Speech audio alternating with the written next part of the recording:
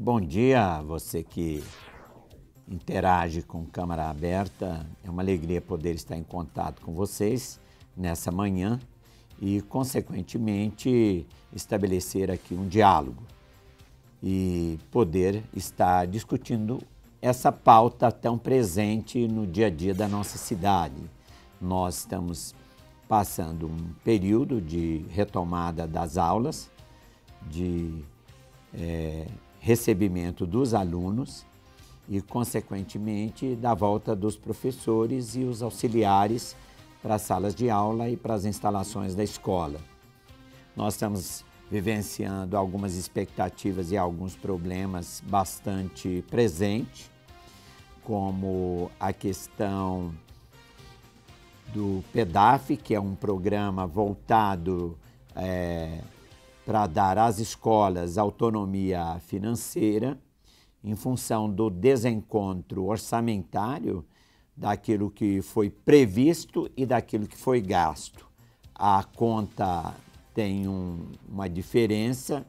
A Secretaria da Educação, que criou uma expectativa no ano passado, não tinha respaldo orçamentário suficiente.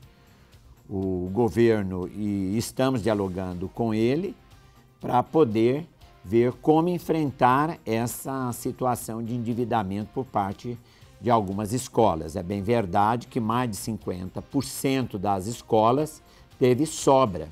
Entretanto, há um conjunto de escolas que, devidamente, por prévia autorização, gastou aquilo que não tinha orçamento. E nós precisamos enfrentar o problema. A política não é apenas detectar o problema, é também encontrar soluções.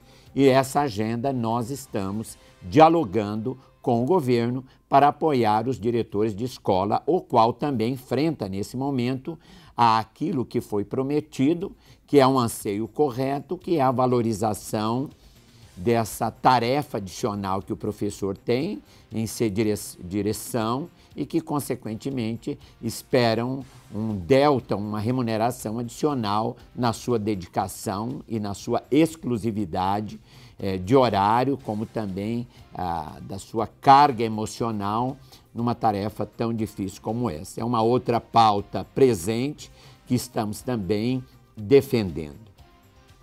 Mas me permita retomar esse debate da segurança pública em Brasília. Eu tenho uma história de defesa desse segmento, tanto de policiais militares, de policiais bombeiros, a própria Polícia Civil.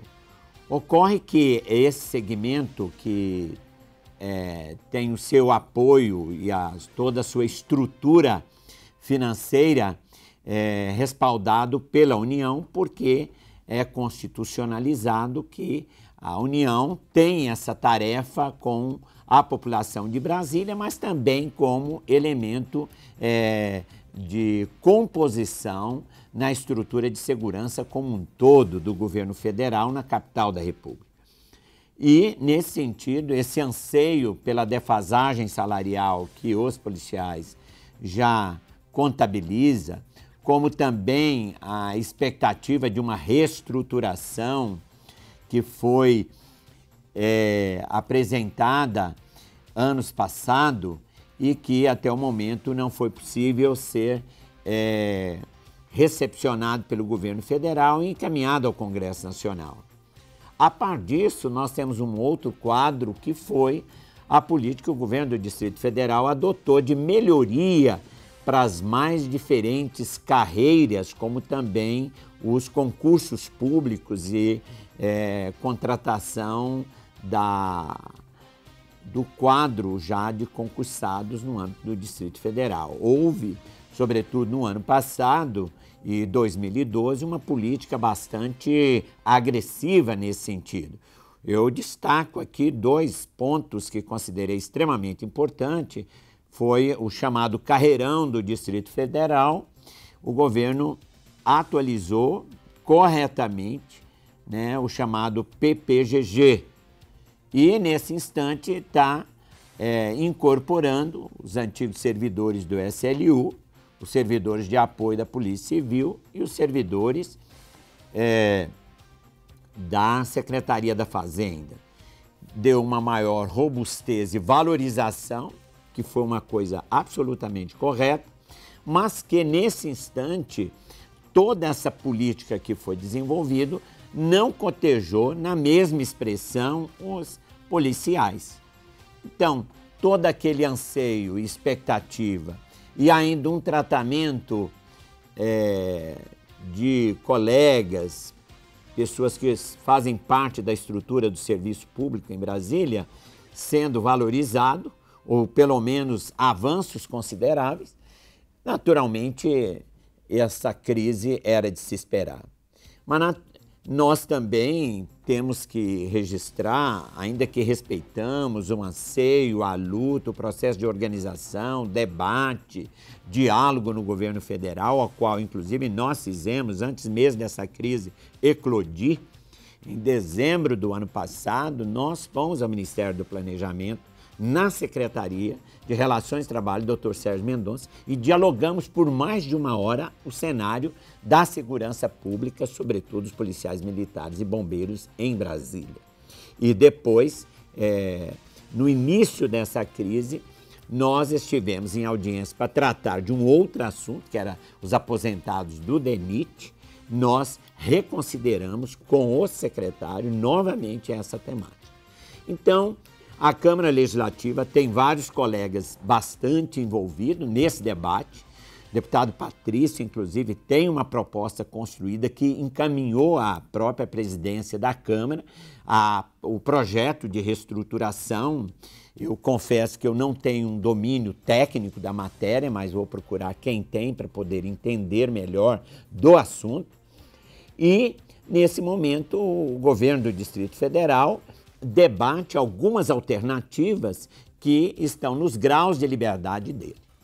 Então, nós temos que debruçar, não adianta simplesmente boicotar a segurança pública, que a população não aceita o desguarnecimento da segurança, que ainda assim temos problemas, porque os criminosos são pessoas inteligentes, habilidosos, como sempre, né?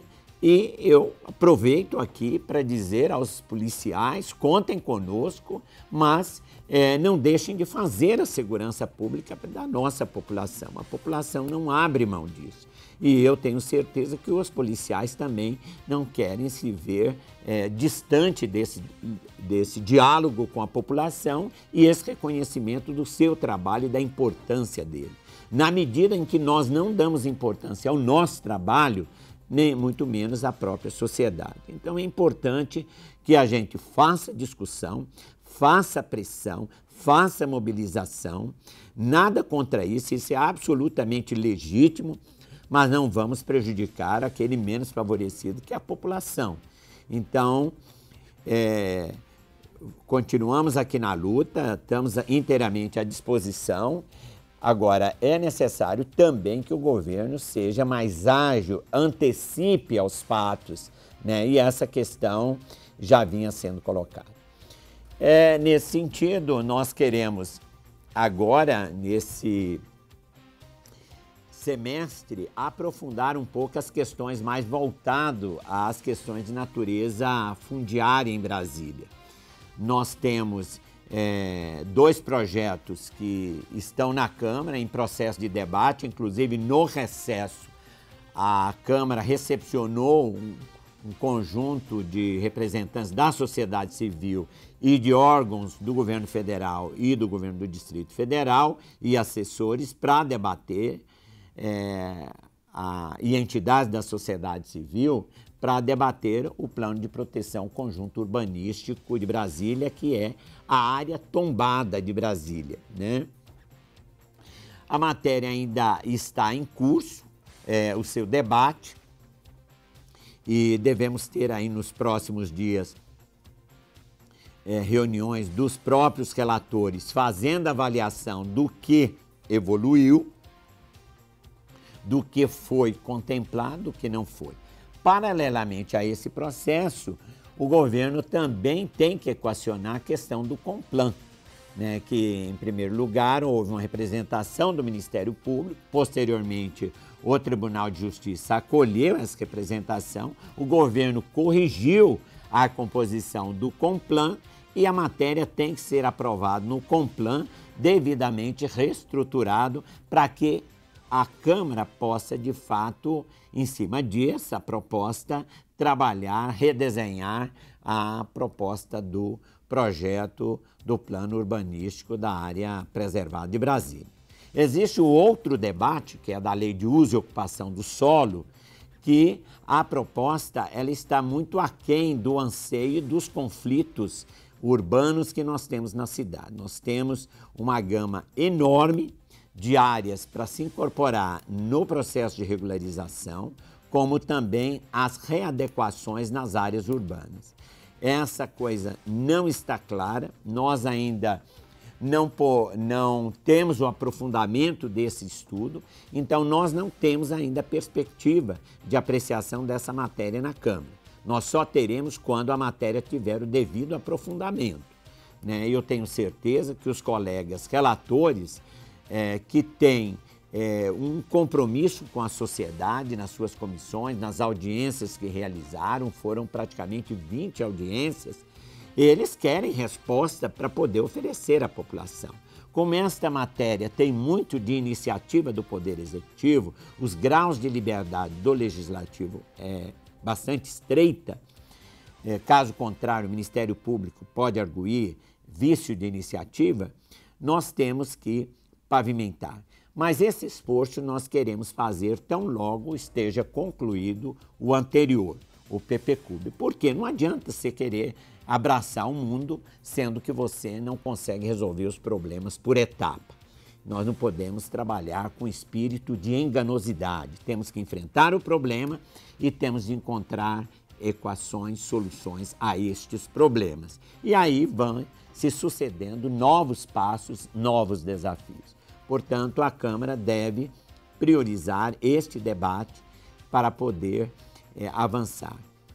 Nós também temos uma outra prioridade que para nós até guarda de fato na escala a efetiva prioridade, é as proposituras dos parlamentares. Este é um ano de avaliação, um ano em que os deputados deverão dizer à sociedade o que vieram fazer aqui na Câmara Legislativa, por que estão aqui, qual o seu papel, que bandeiras desenvolve, que bandeiras defende, que temas estão envolvidos. Então, nós temos que priorizar essa pauta dos parlamentares aqui da Câmara Legislativa.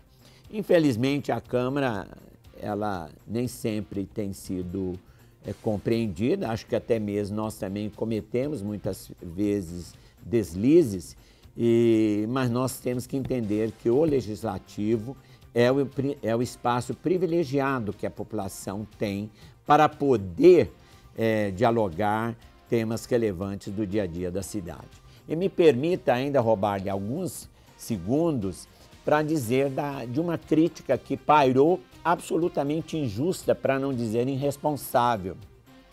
A Câmara é um prédio basicamente revestido de vidro. Qualquer pedra lançada contra a instituição, pedra física, ela provoca estilhaço e põe em risco vida de servidores e vida de pedestre. E, portanto, num ano que avizinha grandes eventos a Brasília e, eventualmente, até protestos absolutamente legítimos, e cabe a mim defendê-los como foi ao longo da minha trajetória política. Nós não abrimos mão disso, mas também sou hoje o gestor da casa. Eu tenho que cuidar de um patrimônio público que você pagou por ele. E eu não vou fugir dessa responsabilidade.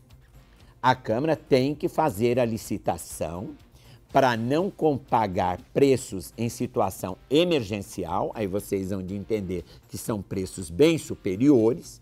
Temos que fazer a licitação para que, na eventualidade de precisarmos ter grade para proteção, da orientação, nós estarmos cobertos e fazermos aquilo que a administração pública recomenda, o planejamento e ações preventivas. Portanto, Os preços que hoje temos, resultado da licitação, é bem menor daqueles que a própria Câmara pagou em situação emergencial. Portanto, eu lamento aqueles que criticam simplesmente pegando estereótipos. A Câmara não quer ver outro caso Santiago repetir aqui em Brasília. Já basta o do Rio de Janeiro. Já basta aqueles que foram irresponsáveis no trato desta questão. Nós agiremos com o dever cívico de defender um patrimônio público que custou muito caro para Brasília e as vidas que aqui trabalham, as vidas daqueles que procuram essa instituição não pode correr risco por irresponsabilidade ou uma economicidade que gera prejuízos maiores. Eu espero a sua contribuição, a sua crítica, desde que ela tenha fundamentos e defenda o interesse público. Meus queridos, eu quero agradecer essa oportunidade, essa chance que vocês me possibilitaram, principalmente a liberdade de entrar no seu lar, no seu tempo e dialogar com você. Não tenho medo dos puxões de orelha. Eles me ajudam a construir uma caminhada que atenda ao interesse da sociedade. Muito obrigado pela sua paciência. Continue enviando o seu e-mail, continue nos abordando, nos criticando, mas sempre pensando que temos que responder ao interesse da sociedade, que é um bem maior, que cabe a nós, que propusemos estar aqui para cuidar bem da coisa pública. Muito obrigado por essa oportunidade e obrigado pela sua atenção.